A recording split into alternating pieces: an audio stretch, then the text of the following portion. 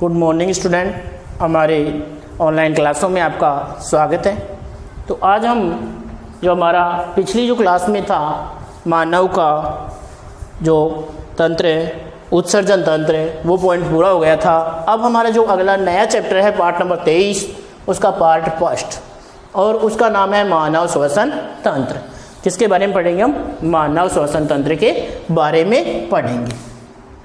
तो सबसे पहले तो हम पढ़ेंगे किसके बारे में कि श्वसन होता क्या है। श्वसन होता क्या है? तो श्वसन क्या है? एक जैव रासायनिक क्रिया है। क्या है? जैव रासायनिक क्रिया। श्वसन क्या है? एक जैव रासायनिक क्रिया है। श्वसन क्या है? एक जैव रासायनिक क्रिया है। इस क्रिया के द्वारा क्या होता है? देखो, श्वसन की आवश्यकता क्या होती है कि हम जो सभी जीव हैं, सभी जो जीव हैं या जैव हैं, उन जैव को क्या कार्य करने के लिए उन्हें क्या चाहिए? ऊर्जा। सभी जो भी जीवधारी हैं, हमारे समस्त जो भी जैविक क्रियाएं हैं, उनके लिए क्या किसकी आवश्यकता होती है? ऊर्जा की। ये ऊर्जा हमें किससे मिलती है? भोजन के ऑक्सीकरण से। किससे मिलती है? भोजन के ऑक्सीकरण से हमें ये ऊर्जा प्राप्त होती है। मतलब श्वसन एक जैव रासायनिक क्रिया है और सभी सजीवों को कार्य करने के लिए ऊर्जा की आवश्यकता होती है, और ये जो ऊर्जा है वो उन्हें किससे मिलती है? भोजन के ऑक्सीकरण से प्राप्त होती है। अतः श्वसन को क्या बताया गया है? जैव रासायनिक क्रिया कहा गया है। अब अगर हम बात करें कि जब भोजन में उपस्थित सभी जीवित कोशिकाएं हैं, फिर ये भी बताया कि श्वसन है वो एक जैविक क्रिया है। श्वसन है वो एक जैविक क्रिया है। अब क्या बताया इसमें जैविक क्रिया में कि सभी जो भी जीव हैं उनकी कोशिका में जो भोज्य पदार्थ है, भोज्य पदार्थ जो है उसका क्या होगा? ऑक्सीकरण होगा, और ऑक्सीकरण से क्या बनेगी? ऊर्जा प्लस CO2। ऊर्जा होगी वो कोशिका में ATP के रूप में इकट्ठी हो जाएगी, और ये जो CO2 होगी वो श्वसन के द्वारा शरीर से बाहर निकाल दी जाएगी। तो मुख्य रूप से श्वसन में हमने क्या माना कि श्वसन तंत्र का संबंध क्या है? O2 को ग्रहण करने से और CO2 को बाहर निकालने से। मुख्य रूप में हम श्वसन तंत्र का संबंध माने श्वसन तंत्र का संबंध किससे है? O2 ग्रहण करने व CO2 बाहर निकालने से है। O2 को ग्रहण करने व CO2 को बाहर निकालने से है। मुख्य रूप से किसका? श्वसन तंत्र का जो भूमिका है हमारी, या श्वसन तंत्र की जो है वो किस में कार्य कर रहा है, इसका संबंध क्या है? तो इसका संबंध है O2 को ग्रहण करना और CO2 को बाहर निकालना। ये इसका मुख्य संबंध बताया गया है। तो यहाँ तक हम देखें पहले सामान्य जानकारी कि श्वसन होता क्या है। तो श्वसन शरीर में होने वाले समस्त जैविक क्रियाओं के लिए ऊर्जा की आवश्यकता होती है कि सभी जो सजीव हैं उनके शरीर में होने वाली जो जैविक क्रियाएं हैं उनके लिए ऊर्जा की आवश्यकता होती है।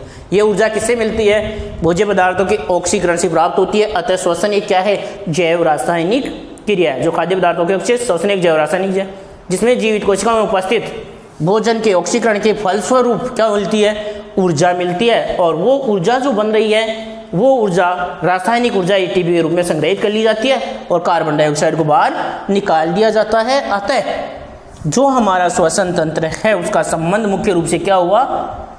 O2 को ग्रहण करना और CO2 को बाहर निकालना। ये मुख्य रूप से हमारा संबंध है। किसका? श्वसन तंत्र का संबंध इस क्रिया से होता है। तो आप डालेंगे सबसे पहले पार्ट नंबर 23, और पार्ट का नाम लिखो मानव का श्वसन तंत्र। मानव का श्वसन तंत्र, मानव का श्वसन तंत्र, और उसमें पहले डालेंगे श्वसन। श्वसन इसमें लिखो शरीर में होने वाली समस्त जैविक क्रियाओं के लिए शरीर में होने वाली समस्त जैविक क्रियाओं के लिए ऊर्जा की आवश्यकता होती है। शरीर में होने वाली समस्त जैविक क्रियाओं के लिए ऊर्जा की आवश्यकता होती है। ऊर्जा की आवश्यकता होती है जो भोजन के ऑक्सीकरण से प्राप्त होती है। जो ऊर्जा किससे प्राप्त होती है? भोजन के ऑक्सीकरण से प्राप्त होती है। जो भोजन के ऑक्सीकरण से प्राप्त होती है। आगे लिखेंगे, भोजन के ऑक्सीकरण से प्राप्त होती है। अतः श्वसन एक जैव रासायनिक क्रिया है।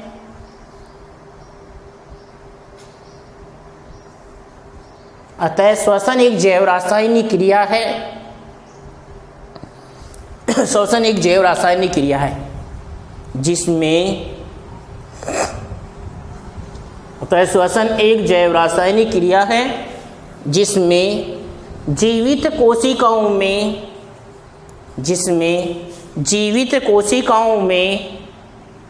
उपस्थित भोजन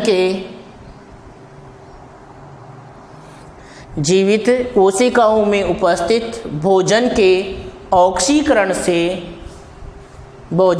ऑक्सीकरण से ऊर्जा प्राप्त होती है। ऊर्जा प्राप्त होती है। ऊर्जा प्राप्त होती है। ऊर्जा प्राप्त होती है। आगे लिखो, यह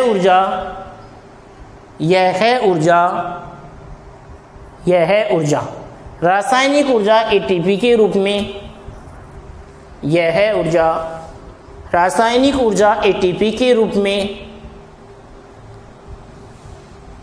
रासायनिक ऊर्जा एटीपी के रूप में संग्रहित कर ली जाती है। यह ऊर्जा जो ऑक्सीकरण से मिल रही है ना, उसको रासायनिक ऊर्जा किसके रूप में? एटीपी के रूप में। रासायनिक ऊर्जा एटीपी के रूप में संग्रहित कर ली जाती है। एटीपी का पूरा नाम सबको पता होगा, नहीं भी है तो कोष्टक में लिख लेना। Adenosine try phosphate. Adenosine try phosphate, ये किसका पूरा नाम है? एटीपी का पूरा नाम है। एटीपी के रूप में संग्रहित कर ली जाती है। वह क्या बन रही है? CO2। वह कार्बन डाइऑक्साइड बाहर निकाल दी जाती है। वह कार्बन डाइऑक्साइड बाहर निकाल दी जाती है। कार्बन डाइऑक्साइड बाहर निकाल दी जाती है। आगे लिखो, अतः श्वसन तंत्र का संबंध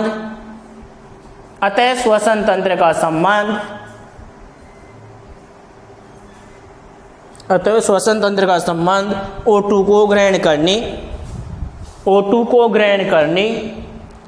व CO2 को बाहर निकालने से होता है। अतः श्वसन तंत्र का संबंध O2 को ग्रहण करने व CO2 को बाहर निकालने से होता है। बाहर निकालने से होता है।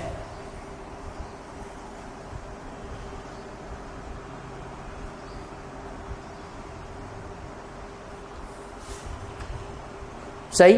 अब देखते हैं आगे श्वसन के प्रकार। आगे हम देखते हैं श्वसन के प्रकार।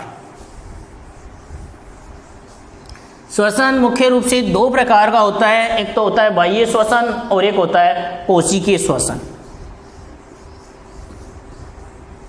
श्वसन के प्रकार देख रहे हैं हम, उसमें श्वसन को दो प्रकारों में बताया गया है, बाह्य श्वसन और कोशिकीय श्वसन। श्वसन के प्रकार, पॉइंट डालो, श्वसन के प्रकार, और इसमें लिखो श्वसन दो प्रकार का होता है।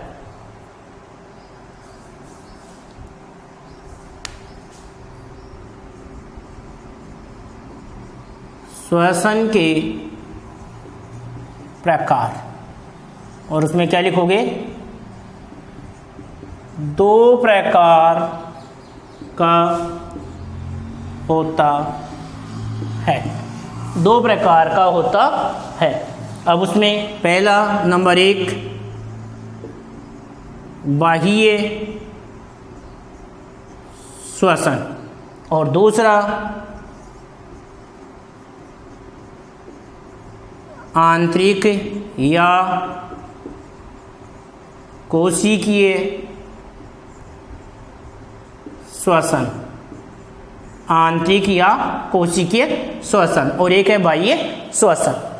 तो जो बाह्य श्वसन है उसमें तो क्या होता है कि जैसे प्राणियों का श्वास लेना या श्वसन की जो क्रिया है, जो एक भौतिक क्रिया है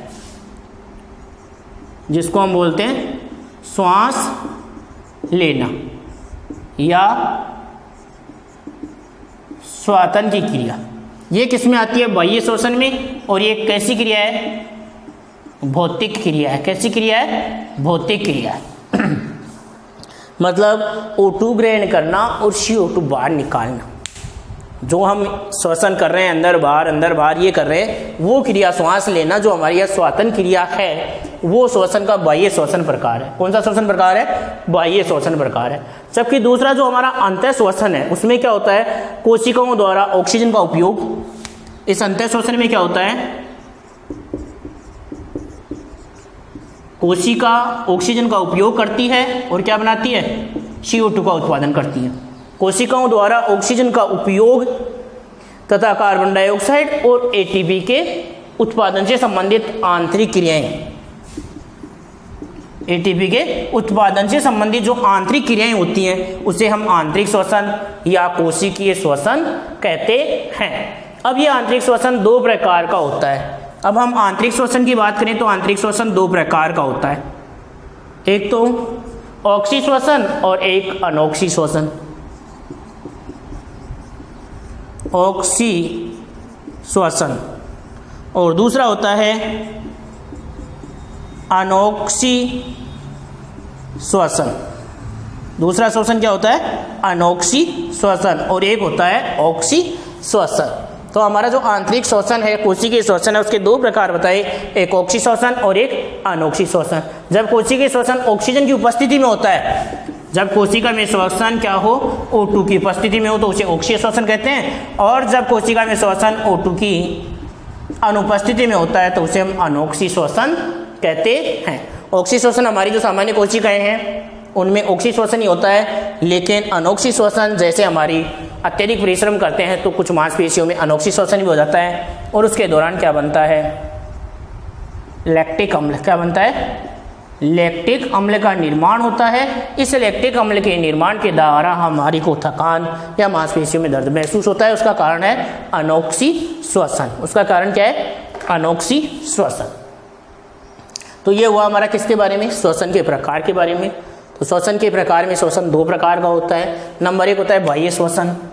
बाह्य श्वसन में क्या होता है? बाह्य वातावरण से ऑक्सीजन को लेना और वातावरण में CO2 को छोड़ने की जो क्रिया है वो बाह्य श्वसन के अंतर्गत आती है, जिस क्रिया को हम श्वास लेना या श्वसन कहते हैं, और ये एक भौतिक क्रिया है। फिर देखिए हमने आंतरिक श्वसन या कोशिकीय श्वसन। इसमें क्या होता है? कोशिका के अंदर ऑक्सीजन का उपयोग होता है और उसके द्वारा CO2 और ATP उत्पाद के रूप में बनती है, तो उस श्वसन को हम आंतरिक या कोशिकीय श्वसन कहते हैं। फिर ये दो प्रकार का होता है, एक तो ऑक्सी श्वसन और एक अनोक्सी। कि जब श्वसन ऑक्सीजन की उपस्थिति में हो तो ऑक्सी श्वसन होता है, जो कि हमारे सामान्य कोशिकाओं में सामान्य अवस्था में। जबकि एक होता है अनोक्सी श्वसन, वो होता है O2 की अनुपस्थिति में। ये होता है जब हम अधिक परिश्रम कर रहे हैं तो जो अंग हमारे परिश्रम कर रहे हैं उनकी मांसपेशियों में कभी कभी अनोक्सी श्वसन भी हो जाता है, जिससे लैक्टिक अम्ल बनता है और हमें थकान महसूस होती है। जैसे हम तेज़ दौड़ रहे हैं तो हमारे पैरों में दर्द होने लगता है। तो इसका कारण क्या है कि हमारे पैरों की मांसपेशियों को पर्याप्त मात्रा में ऑक्सीजन नहीं मिली, तो अनोक्सी श्वसन हो गया और क्या बन गया? लैक्टिक अम्ल बन गया। क्या बन गया? लैक्टिक अम्ल बन गया और हमें थकान महसूस हो गई।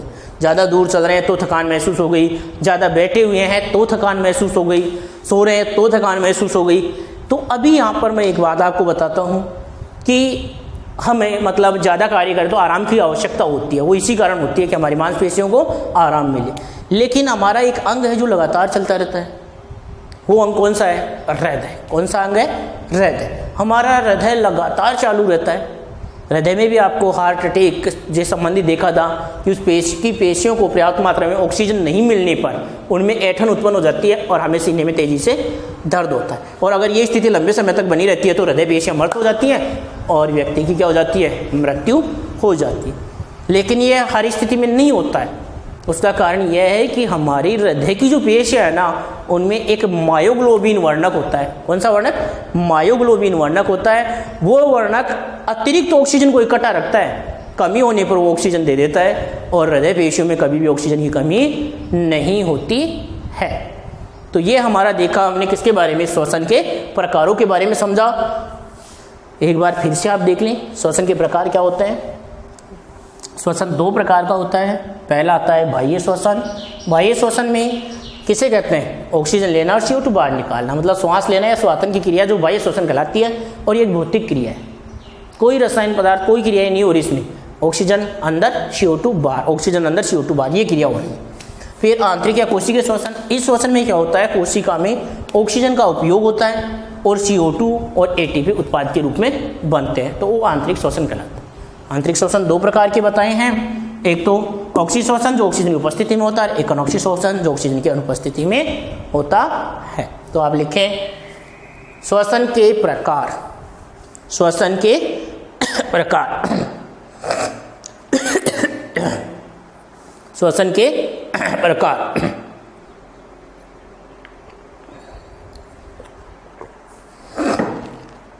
और इसमें देखो श्वसन दो प्रकार का होता है। श्वसन दो प्रकार से होता है या दो प्रकार का होता है। नंबर एक डालो बाह्य श्वसन।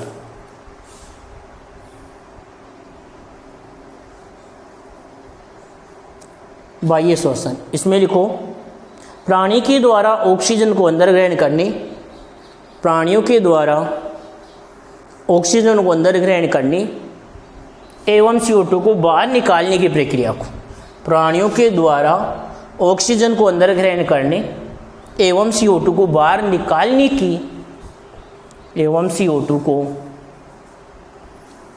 बाहर निकालने की प्रक्रिया को बाह्य श्वसन कहते हैं।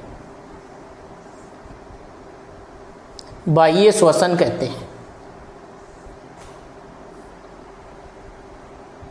बाह्य श्वसन। आगे लिखो इसे श्वास लेना या श्वातन भी कहते हैं।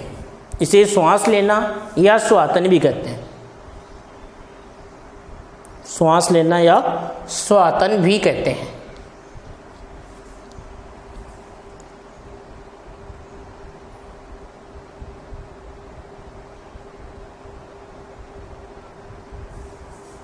श्वास लेना या श्वातन भी कहते हैं। यह एक भौतिक क्रिया है। यह एक भौतिक क्रिया है।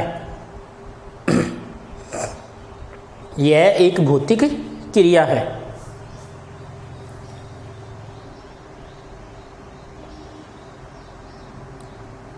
यह एक भौतिक क्रिया है। दूसरा डालो आंतरिक या कोशिकीय श्वसन। आंतरिक या कोशिकीय श्वसन। आंतरिक या कोशिकीय श्वसन, इसमें लिखो कोशिकाओं द्वारा ऑक्सीजन के उपयोग, कोशिकाओं द्वारा ऑक्सीजन के उपयोग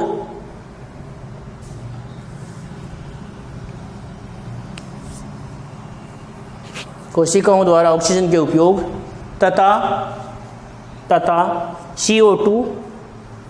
CO2 व ATP के उत्पादन से संबंधित प्रक्रिया। CO2 व ATP के उत्पादन से संबंधित प्रक्रिया आंतरिक या कोशिकीय श्वसन कहलाती है। आंतरिक या कोशिकीय श्वसन कहलाती है। आंतरिक या श्वसन, आंतरिक या कोशिकीय श्वसन कहलाती है।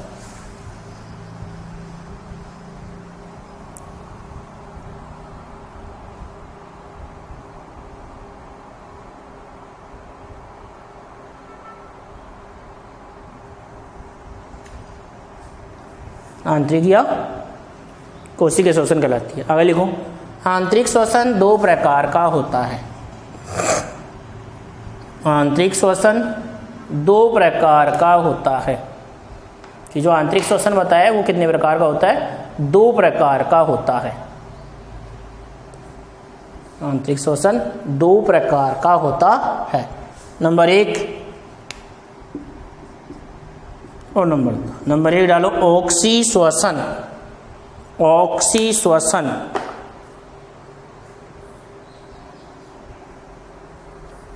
ऑक्सी श्वसन में लिखो जब कोशिकीय श्वसन ऑक्सीजन की उपस्थिति में हो।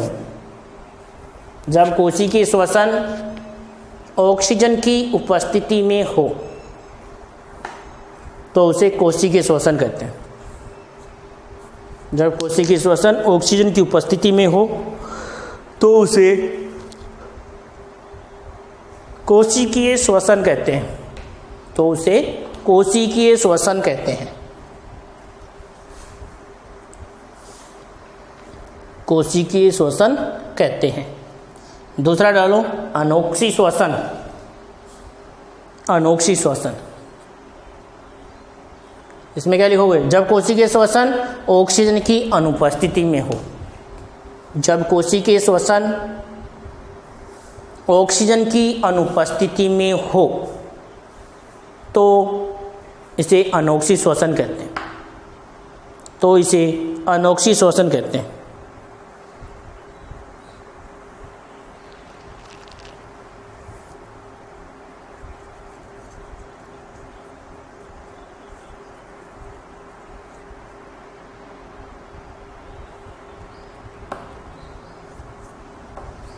तो उसे अनोक्सी श्वसन कहते हैं।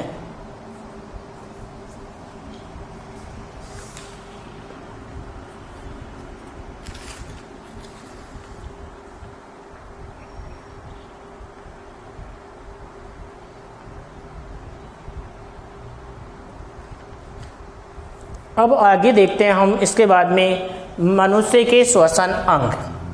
आगे पॉइंट देखते हैं हम मनुष्य के श्वसन अंग, मानव के श्वसन अंग। कि मानव के जो श्वसन तंत्र है उसमें कौन कौन से अंग पाए जाते हैं, उन सभी अंगों के बारे में हम अध्ययन करते हैं।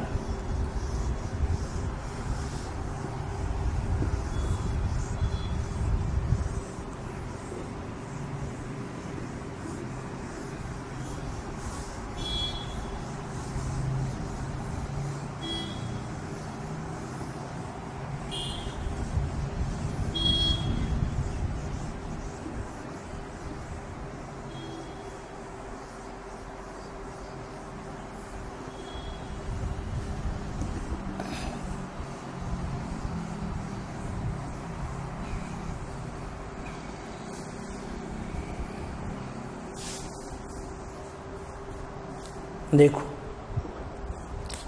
मनुष्य के श्वसन अंग।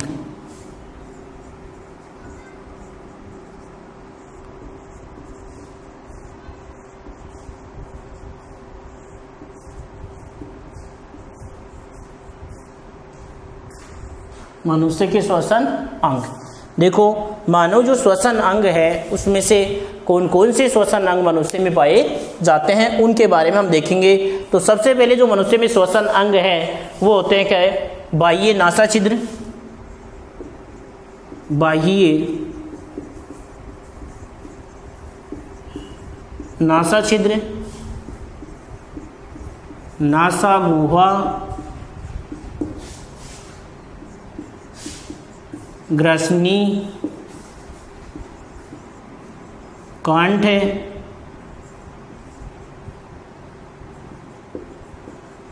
श्वास नली, बाह्य नासा छिद्र, नासा गुहा, कंठ, श्वास नली, श्वसनी व फेफड़े। श्वसनी व फेफड़े आदि।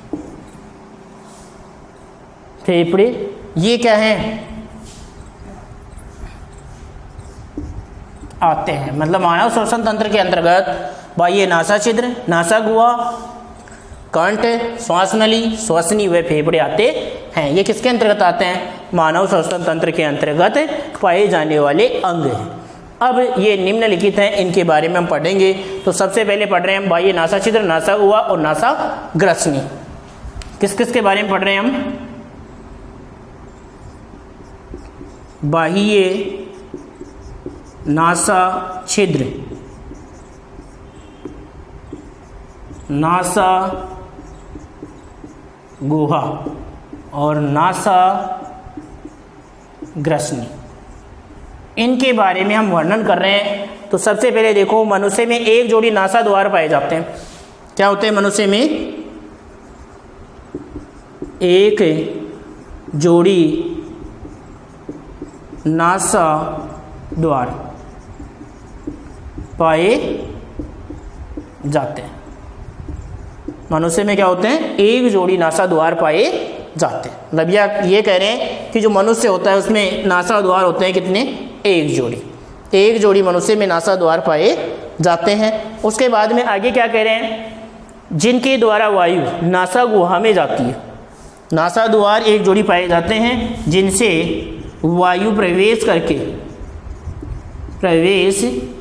करके कहाँ पर चली जाती है? नासा गुहा में चली जाती है। तो अब आ गई हमारी नासा गुहा। नासा छिद्र, मनुष्य में एक जोड़ी नासा छिद्र पाए जाते हैं जो वायु के प्रवेश द्वार है, इनसे वायु प्रवेश करके कहाँ चली जाती है? नासा गुहा में चली जाती है। अब हम बात करते हैं नासा गुहा की। तो नासा द्वारों में उपस्थित रोम और श्लेष्मा झिल्ली द्वारा ढकी, मतलब यहाँ पर क्या करें कि नासा द्वार जो है उनमें उपस्थित रोम और श्लेष्मा द्वारा, नासा गुहा है वो क्या होती है? रोम और श्लेष्मा झिल्ली द्वारा क्या होती है? क्या रहती है? ढकी हुई रहती है। कि ये जो हमारे नासा छिद्र जो हैं वो नासा द्वारों में उपस्थित रोम और श्लेष्मा पाए जाते हैं। क्या पाए जाते हैं? रोम व श्लेष्मा। रोम व श्लेष्मा झिल्ली द्वारा ढकी सर्पिल अस्थियों के भीतर पाई जाने वाली वायु को छाना जाता है। मतलब श्लेष्मा झिल्ली द्वारा ढकी हुई सर्पिल अस्थियों के द्वारा, और किससे निर्मित है? सर्पिल अस्थियों के द्वारा निर्मित गुहा, सर्पिल अस्थियों के द्वारा भीतर जाने वाली वायु को छाना जाता है। द्वारा भीतर जाने वाली वायु को छाना जाता है, छाना जाता है। उसके बाद में हम देखते हैं इन सर्पिल व घुमावदार अस्थियों को टरबाइन अस्थि कहते हैं। कि ये जो सर्पिल और घुमावदार अस्थियां हैं, सर्पिल व घुमावदार अस्थियों को टरबाइन अस्थि क्या बोलते हैं? टरबाइन अस्थि कहते हैं। नासा गुहा विशेष सिनेडियल उपकला से स्तरित रहती है। कि नासा गुहाएं उसमें एक विशेष उपकला पाई जाती है, उसको दिया गया है का क्या नाम? सिनेडेरियन। सिनेडेरियन उपकला से स्तरित रहती है। कौन? नासा गुहा। नासा गुहा है वो एक विशेष सिनेडेरियन उपकला से स्तरित रहती है, जो सील या युक्त व संवेदनशील होती है और श्लेष्मा का स्राव करती है। जो क्या बता रही है? सील या युक्त संवेदनशील व श्लेष्मा का स्राव करने वाली, श्लेष्मा का स्राव करने वाली होती है ये नासा गुहा।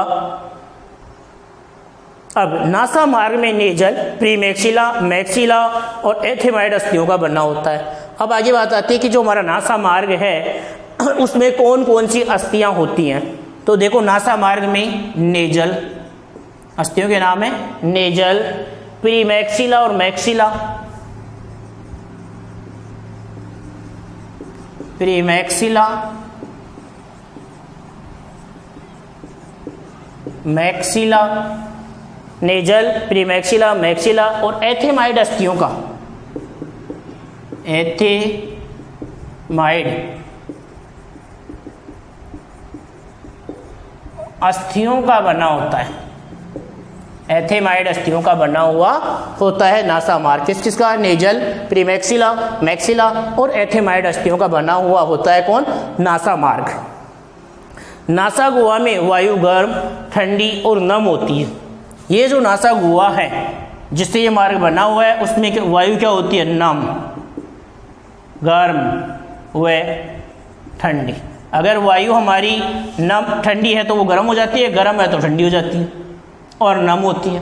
मतलब हमारे शरीर की तापमान के बराबर वायु को जो करने का कार्य है वो नासा ग्रसनी या नासा गुहा है वो करती है। हम सर्दियों में अत्यधिक ठंडी वायु लेते हैं, फिर भी वो वायु हमारे शरीर के ताप के बराबर होकर ही फेफड़ों तक जाती है, तो उसको कौन बदलता है? ये नासा गुहा। गर्मियों में हम गर्म हवा करते हैं तो उसको क्या कर देता है? ठंडी। तो हमारी ये जो नासा गुहा है वो क्या कार्य करती है कि नासा गुहा में वायु गर्म या ठंडी और नम होती है। वायु में उपस्थित सूक्ष्म कण श्लेष्मा द्वारा रोक लिए जाते हैं और फेफड़ों में जाने से रोके जाते हैं। वायु में जो अगर ये तो नम है, गर्म या ठंडी कर दी जाती है उसको, उसके अलावा अगर उसमें क्या है? धूल मिट्टी के कण हैं तो उन कणों को कौन रोक लेता है? श्लेष्मा रोक लेता है। धूल मिट्टी के कणों को कौन करता है? श्लेष्मा रोक लेता है या रोक लिए जाते हैं, फेफड़ों में जाने से रोकते हैं। नासा गुहा आंतरिक नासा द्वारों द्वारा नासा ग्रसनी में खुलती है। यहाँ आने वाली वायु पीछे की ओर कंठ ग्रसनी में जाती है। अब नासा गुहा से किस में जाएगी? नासा ग्रसनी में, नासा ग्रसनी में, और नासा ग्रसनी पीछे की ओर जाकर किसमें? कंठ में जाकर खुलती है या कंठ ग्रसनी को जाती है, जिसको हम लैरिक्स बोलते हैं। किसमें जाकर खुल रही है? कंठ ग्रसनी में जाकर ये नासा गुहा नासा ग्रसनी पीछे की ओर जाकर खुलती है। ये हमारा किस किस के बारे में हुआ? मनुष्य के जो श्वसन में बाह्य नासा छिद्र, नासा गुहा और नासा ग्रसनी के बारे में बात हुई। सबसे पहले हमने देखी कि मनुष्य जो है उसमें एक जोड़ी नासा छिद्र पाए जाते हैं जो वायु को प्रवेश करके नासा गुहा में ले जाने का कार्य करते हैं। फिर इसमें नासा गुहा जो है उसमें क्या है? रोम, श्लेष्मा, रोम और श्लेष्मा पाया जाता है और ये सर्पिल अस्थियों के द्वारा क्या होता है? सर्पिल व घुमावदार अस्थियों के द्वारा, सर्पिल अस्थियों के द्वारा भीतर जाने वाली वायु को छाना जाता है। किसमें? रोम और श्लेष्मा के द्वारा। फिर ये जो सर्पिल अस्थियां हैं घुमावदार अस्थियों को, सर्पिल जो वह घुमावदार अस्थियां उनको नाम दिया गया टरबाइन अस्थियां।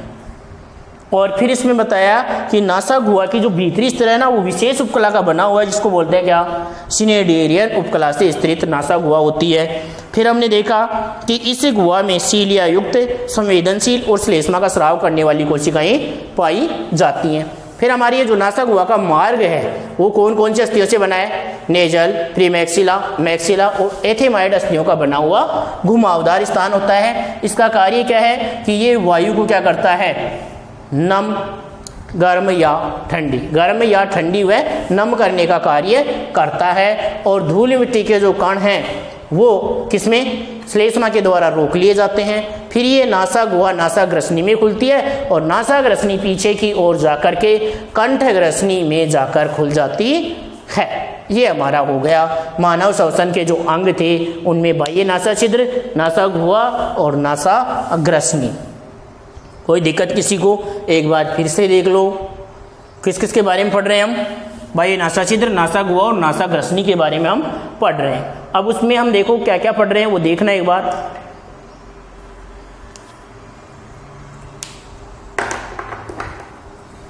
कि एक जोड़ी तो हमारे क्या है? नासा द्वार पाए जाते हैं जिनसे वायु हमारी नासा गुहा में क्या प्रवेश करती है? नासा द्वारों से प्रवेश करती है। फिर इसमें रोम और श्लेष्मा पाया जाता है। फिर इसमें सर्पिल अस्थियों के द्वारा जो भीतर जाने वाली वायु है उसको छाना जाता है। किसमें? सर्पिल अस्थियों का मार्ग होता है जिसके द्वारा अंदर जाने वाली वायु को छाना जाता है। ये सर्पिल और घुमावदार अस्थियां उनको बोला गया है टरबाइन अस्थियां। क्या बोला गया है? टरबाइन अस्थियां कहते हैं। फिर देखा कि इसकी जो नासा गुहा की भीतरी स्तर है वो विशेष उपकला की बनी है जिसको सिनेडेरियन उपकला कहते हैं। फिर इस उपकला में सीलिया युक्त संवेदनशील होती है और श्लेष्मा स्राव करने वाली होती है। फिर इसके जो घुमावदार मार्ग है वो कौन कौन सी अस्थियों से बना है? नेजल, प्रीमैक्सिला, मैक्सिला और एथेमाइड अस्थियों का बना होता है। कार्य क्या है उसका? वायु को नम या ठंडी करने का कार्य करता है। फिर श्लेष्मा के जो है वो धूल मिट्टी के कणों को रोकता है, फेफड़ों में जाने नहीं देता। और उसके बाद में नासा गुहा नासा ग्रसनी में खुलती है। नासा ग्रसनी पीछे की ओर जाकर कंठ ग्रसनी में खुल जाती है। यहाँ तक हमने देख लिया। अब हम लिखते हैं। तो अभी आप पॉइंट डालें, पॉइंट डालो। मनुष्य के श्वसन अंग, मनुष्य के श्वसन अंग, और इनमें लिखो श्वसन तंत्र के अंतर्गत या मानव श्वसन तंत्र के अंतर्गत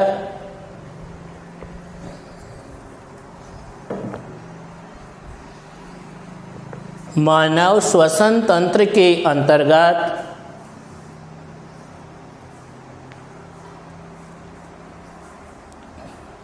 मानव श्वसन तंत्र के अंतर्गत बाह्य नासा छिद्र, बाह्य नासा छिद्र, बाह्य नासा छिद्र, नासा गुहा, नासा गुहा, नासा गुहा, नासा ग्रसनी, नासा ग्रसनी, नासा ग्रसनी, कंठ, कंठ, श्वास नली, श्वास नली, श्वसनी, श्वसनी, वह फेफड़े आते हैं, वह फेफड़े आते हैं, फेफड़े आते हैं। आगे लिखो ये निम्नलिखित हैं या ये निम्नलिखित होते हैं, ये निम्नलिखित हैं। अब उसमें से हम सबसे पहले किसके बारे में पढ़ रहे हैं? बाह्य नासा छिद्र, नासा गुहा और नासा ग्रसनी। ये डाल लो इसे कैसे, बाह्य नासा छिद्र, नासा गुहा और नासा ग्रसनी। बाह्य नासा छिद्र, नासा गुहा, नासा ग्रसनी। बाह्य नासा छिद्र, नासा गुहा, नासा ग्रसनी। इसमें लिखो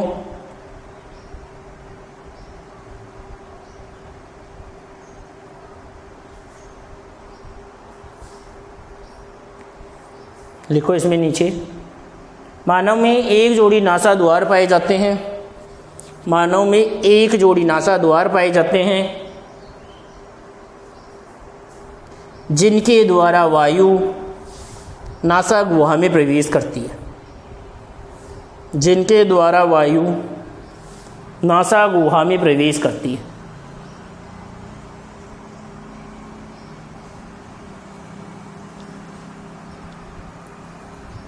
वायु नासा गुहा में प्रवेश करती है।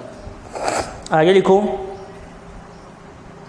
नासा द्वारों में नासा गुहा में उपस्थित, नासा गुहा में उपस्थित रोम तथा श्लेष्मा, नासा गुहा में उपस्थित रोम तथा श्लेष्मा झिल्ली द्वारा ढकी, श्लेष्मा झिल्ली द्वारा ढकी सर्पिल अस्थियों के द्वारा ढकी सर्पिल अस्थियों के द्वारा भीतर जाने वाली वायु को छाना जाता है। सर्पिल अस्थियों के द्वारा भीतर जाने वाली वायु को छाना जाता है, भीतर जाने वाली वायु को छाना जाता है।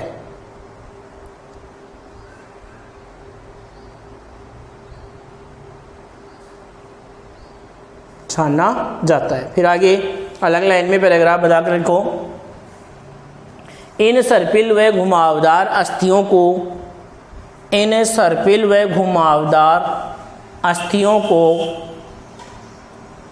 टर्बाइनल, टर्बाइनल, टर्बाइनल, इन सर्पिल व घुमावदार अस्थियों को टर्बाइनल,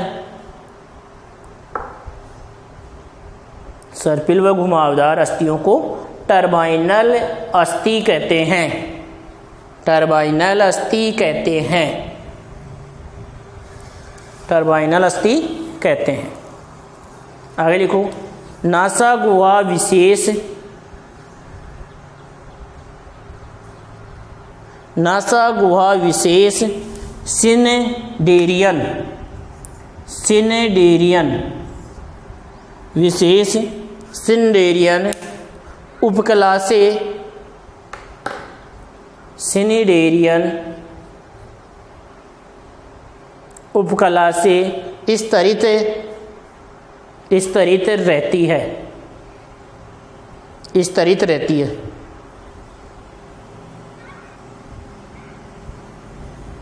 जो सील या युक्त वह संवेदनशील होती है, जो सील या युक्त वह संवेदनशील होती है, जो सील या युक्त वह संवेदनशील होती है तथा श्लेष्मा का स्राव करती है, तथा श्लेष्मा का स्राव करती है, श्लेष्मा का स्राव करती है। आगे अलग लाइन में लिखो, नासा मार्ग, नासा मार्ग, नासा मार्ग नेजल, नासा मार्ग नेजल प्रीमैक्सिला, नासा मार्ग नेजल प्रीमैक्सिला, मैक्सिला, मैक्सिला वह एथेमाइड अस्थियों का बना होता है। नेजल प्रीमैक्सिला मैक्सिला वह एथेमाइड अस्थियों का बना होता है, अस्थियों का बना होता है।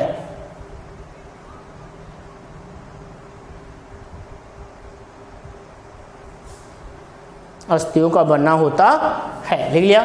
फिर आगे लग लाइन में लिखो, नासा गुहा में वायु गर्म, नासा गुहा में वायु गर्म या ठंडी, नासा गुहा में वायु गर्म या ठंडी वह नम होती है, वायु गर्म या ठंडी वह नम होती है।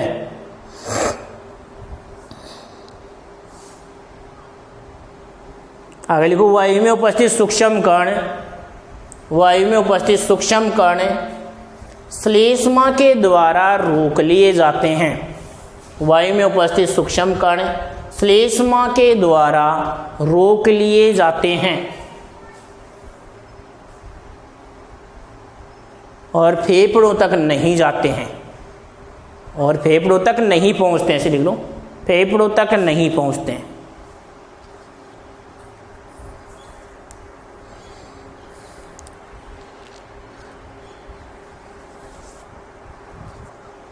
आगे लिखो,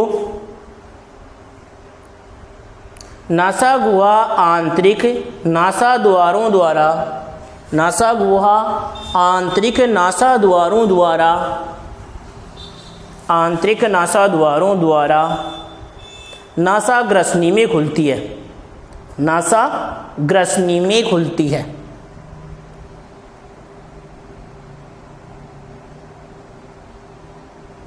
नासा ग्रसनी में खुलती है, ग्रसनी में खुलती है। आगे लिखो, यहाँ आने वाली वायु पीछे की ओर कंठ ग्रसनी में जाती है, यहाँ आने वाली वायु पीछे की ओर कंठ ग्रसनी में जाती है। तो यहाँ तक हमने देख लिया, अब आगे वाले हम देखते हैं इसके।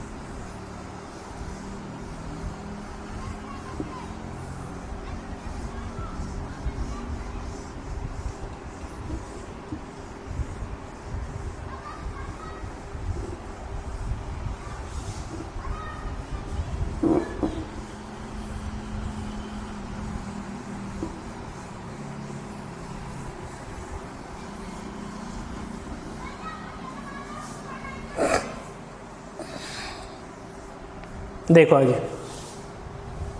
अब अगला हम देखते हैं कंठग्रसनी, श्वास नली और श्वसनिया। अगला जो हमारा पॉइंट है श्वसन अंग में, उसमें हम देखते हैं कंठ ग्रसनी, श्वास नली और श्वसनी।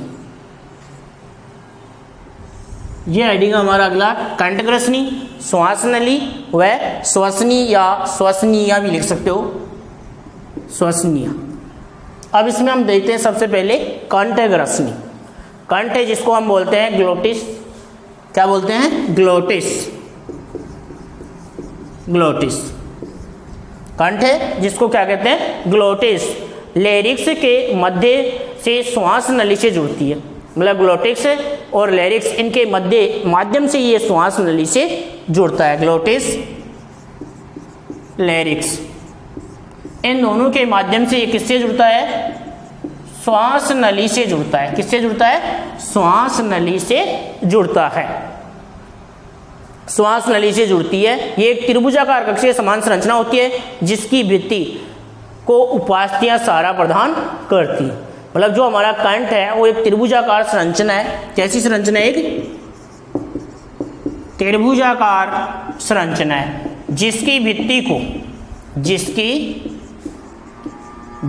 को उपास्थियां क्या देती हैं? सहारा प्रदान करती हैं। जिसकी भित्ति को उपास्थियां सहारा प्रदान करने का कार्य करती हैं। आगे देखें हम, इसकी भित्ति को उपास्थियां सहारा प्रदान करती हैं। कौन कौन सी? देखो इसकी उपास्थियों में दे रखा है आउटू, मुद्रिका, द्रविका तथा एपिग्लोटिस। क्या क्या बता रहे हैं इनको? आउटू, उसके बाद में है मुद्रिका, आउटू, मुद्रिका, दर्विकाब तथा एपिग्लोटिस।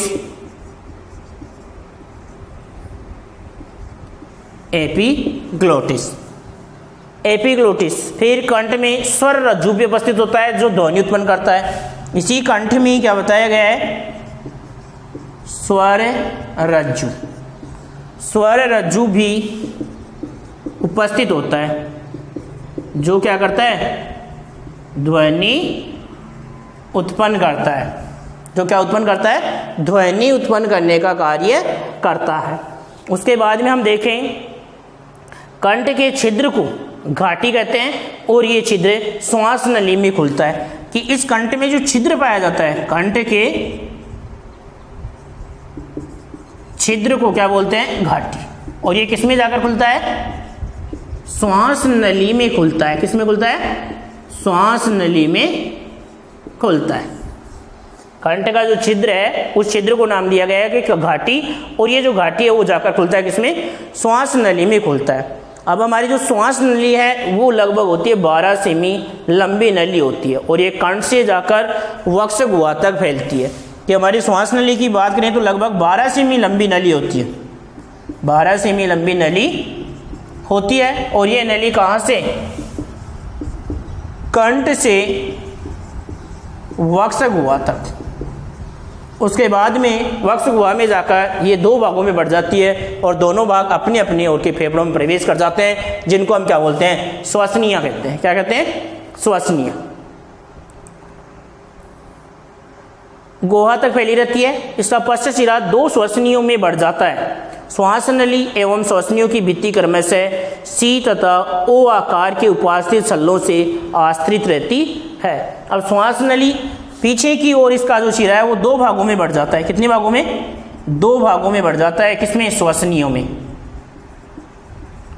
2 श्वसनियों में विभक्त हो जाता है। और श्वास नली और श्वसनी जो है उसकी जो भित्ति है उसमें सी आकार